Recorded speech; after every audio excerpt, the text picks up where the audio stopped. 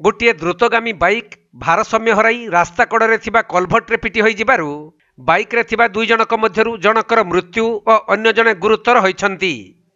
एपरी एक मर्मन्तुत सड़क दुर्घटना घटी ढेंकानाल जिला महावीरड़ थाना कंकड़ाहाड़ गड़पलाशुणी पूर्त विभाग रास्तार जरडा गाँ आस फैक्ट्री निकटरे।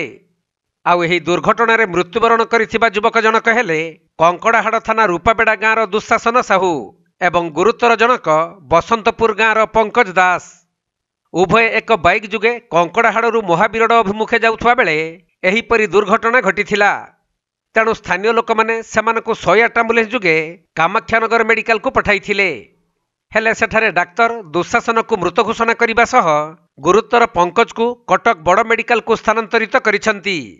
आउ एही दुर्घटना संपर्क रे महावीरड़ पुलिस अधिक तदंत करिसंती।